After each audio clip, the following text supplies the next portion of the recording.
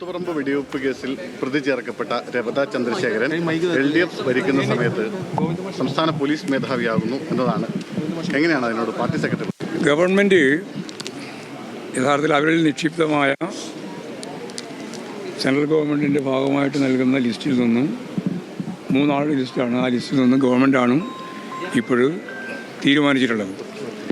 ആ തീരുമാനത്തിന് സാങ്കേതികമായ എന്തെങ്കിലും തടസ്സം ആരും ഉന്നയിച്ചിട്ടില്ല. പിന്നെ ആരോപണമായിട്ട് ഉന്നയിക്കുന്നത് അദ്ദേഹം കൂത്തുപറമ്പ് വെടിവെപ്പുമായിട്ട് ബന്ധപ്പെട്ട സന്ദർഭത്തിൽ ഇവിടെ ഉണ്ടായിരുന്ന ഒരാളാണെന്നാണ്. അന്നത്തെ ഏറ്റവും വലിയ തളിപ്പറമ്പ് DYSP ആയ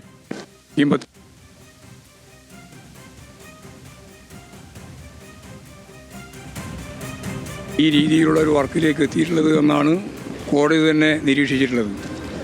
രവത ചന്ദ്രശേഖരന് 2 ദിവസം മുമ്പാണ് അദ്ദേഹം IPS ട്രെയിനിങ് കഴിഞ്ഞ് തലശ്ശേരി ജോയിൻ ചെയ്തത്. 2ാമത്തെ ദിവസമാണ് ഈ സംഭവം നടക്കുന്നത്. അതുകൊണ്ട് അദ്ദേഹത്തിന് ഇതിൻ്റെ അകത്ത് കാര്യമായ പരിചയം പ്രദേശത്തെ പറ്റിയുള്ള അറിവോ ഒന്നും ഇല്ലാതെ അദ്ദേഹം ഈ സംഭവം നടക്കുന്നതിന് 2 മണിക്കൂർ മുമ്പ് തന്നെ അവിടെ ഉണ്ടായിരുന്നതാണ്. അവിടെ MP ജയരാജൻ ഉൾപ്പെടെയുള്ള ഇന്നത്തെ യുവജന നേതാക്കന്മാരോട് സംസാരിച്ച് ഒരു ഭാഗത്തേക്ക് മാറി നിൽക്കണം എന്ന് പറയുകയും അവരെല്ലാം മാറി നിൽക്കുകയും ചെയ്തതാണ്. അപ്പോഴാണ് മന്ത്രി ഉൾപ്പെടെയുള്ള ഈ വ്യൂഹം ഈ പറയുന്ന ഞാൻ നേരത്തെ ചൂണ്ടിക്കാണിച്ചിട്ടുള്ള 2 ആളുകൾ ചേർന്ന്, 2 ആളെന്ന് പറയുമ്പോൾ ഒന്ന് ഹക്കീം ബത്തേരി തന്നെയാണ് അതിന് മുൻകൈ എടുത്ത് എല്ലാ അർത്ഥത്തിലും ലാത്തി ചാർജും വെടിവെപ്പ് ഉൾപ്പെടെ നടന്നതിന് നേതൃത്വം കൊടുത്തത് എന്നാണ് കോടതിയിൽ പറഞ്ഞിട്ടുള്ളത്. കോടതിയിൽ നിന്ന് ഒരു ഘട്ടം കഴിഞ്ഞപ്പോൾ ഇദ്ദേഹത്തെ ഒഴിവാക്കുക ചെയ്ത കോടതി. കാരണം ഇദ്ദേഹത്തിൻ്റെ മേലെ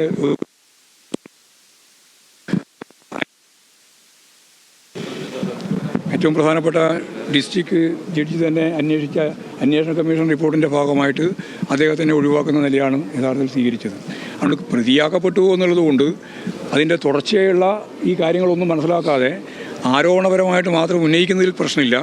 ഗവൺമെൻറ് തീരുമാനിച്ചൊരു കാര്യമാണ്. ഗവൺമെൻറ്റിനെ സംബന്ധിച്ചിടത്തോളം അവർക്ക് ഏറ്റവും ഫലപ്രദമായിട്ട് പോലീസിൻ്റെ മേധാവിയായിട്ട് വരാൻ പറ്റിയ ഒരാൾ എന്ന നിലയിലാണല്ലോ തിരഞ്ഞെടുക്കുന്നത്. ആ തിരഞ്ഞെടുക്കുന്നത് മാത്രമേ നമ്മൾ ഇതിൽ കാണേണ്ടിയുള്ളൂ. പാർട്ടിക്ക് ഇതിൻ്റെ ഭാഗമായിട്ട് വേറെ ഒന്നും തന്നെ ചൂണ്ടിക്കാണിക്കാനില്ല. അദ്ദേഹത്തെ ശിക്ഷിക്കുകയോ ശിക്ഷ ഏറ്റുവാങ്ങുകയോ ചെയ്തിട്ടുള്ള ഒരാളല്ല. പ്രതിസ്ഥാനത്ത് തന്നെ പിന്നീട് കോടതി തന്നെ ഇടപെട്ട് ഒഴിവാക്കപ്പെട്ടിട്ടുള്ള ഒരാളാണ്. പിന്നീട് അദ്ദേഹം ഇവിടെ കേരളത്തിലും ഇന്ത്യയിലും ഒക്കെ തന്നെ സർവീസിൻ്റെ ഭാഗമായിട്ട് തുടർന്നുകൊണ്ടിരിക്കുകയും ചെയ്യുന്നു എന്നുള്ളതാണ് സംബന്ധിച്ച് ചൂണ്ടിക്കാണിക്കാനുള്ള കാര്യം. 97 ഇടതുമുന്നണി സർക്കാർ തന്നെ നിയോഗിച്ച പത്മനാഭൻ റിപ്പോർട്ട് അദ്ദേഹം കുറ്റക്കാരനാണ് എന്ന് കണ്ടെത്തിയിരുന്നു.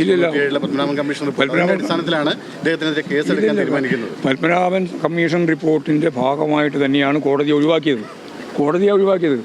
അന്വേഷണ കമ്മീഷന്റെ ഭാഗമായിട്ടല്ല, അന്വേഷണ കമ്മീഷന്റെ ഭാഗമായിട്ട് അന്വേഷിച്ചു.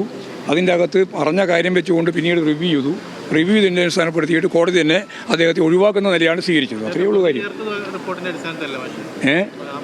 അതൊക്കെ ആയിരിക്കും അല്ലാണ്ടിരിക്കുമോ? അല്ലെങ്കിൽ ആരെങ്കിലും പറഞ്ഞ FIR വരില്ലേ?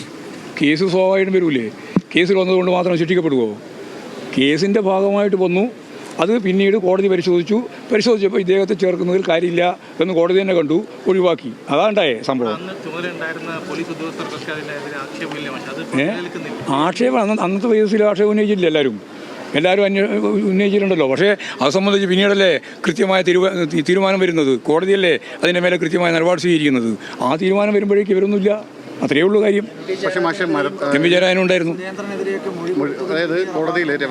അതേ ആരെല്ലാം മുറിവൊന്നും അല്ലല്ലോ ഞാൻ പറയുന്നത്. ഇപ്പോൾ നിയമനത്തെ സംബന്ധിച്ചിടത്തോളം പറയുമ്പോൾ അത് വെടിവെപ്പിൻ്റെ ഭാഗമായിട്ട് പ്രതി ചേർക്കപ്പെട്ട പശ്ചാത്തലത്തിൽ പാടുണ്ടോ ഇല്ലയോ എന്നുള്ളതാണല്ലോ ചോദ്യം.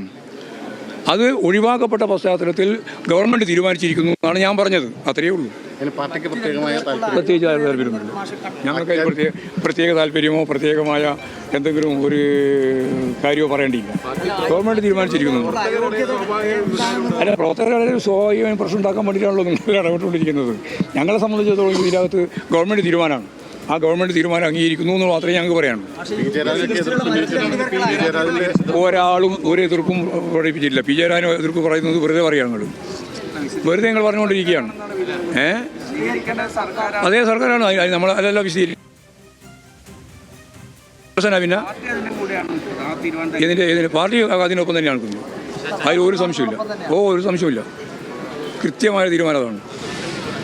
ഗവൺമെൻറ് തീരുമാനത്തിൻ്റെ ഒപ്പം നിൽക്കുക എല്ലാവരും നോക്കാം. പാർട്ടിക്ക് പറയുന്ന തീരുമാനമുള്ളത് അല്ലെങ്കിൽ തീരുമാനം ആ രീതിയിൽ എടുക്കുന്ന എന്തെങ്കിലും വ്യതിരിക്തത വേണം. ഒരു വ്യതിരിക്തതയില്ല കേട്ടോ. ശരി. പ്രവാട ചന്ദ്രശേഖരെ പോലീസ് മേധാവിയായി സർക്കാർ തീരുമാനത്തെ സ്വാഗതം ചെയ്യുകയാണ് CPIM.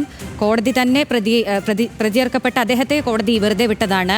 ഇനി അതിന്മേൽ വിവാദങ്ങൾക്ക് സാധ്യതയില്ലെന്നാണ് അദ്ദേഹം പറയുന്നത്. അതുമാത്രമല്ല അദ്ദേഹത്തിന് അതിൽ പങ്കില്ല എന്ന കാര്യം കൂടി പറയുന്നുണ്ട് CPM സംസ്ഥാന സെക്രട്ടറി. സർക്കാരിന്റെ തീരുമാനങ്ങളെ CPIM സ്വാഗതം ചെയ്യുന്നു. അദ്ദേഹം മാധ്യമങ്ങളോട് സംസാരിക്കുകയായിരുന്നു.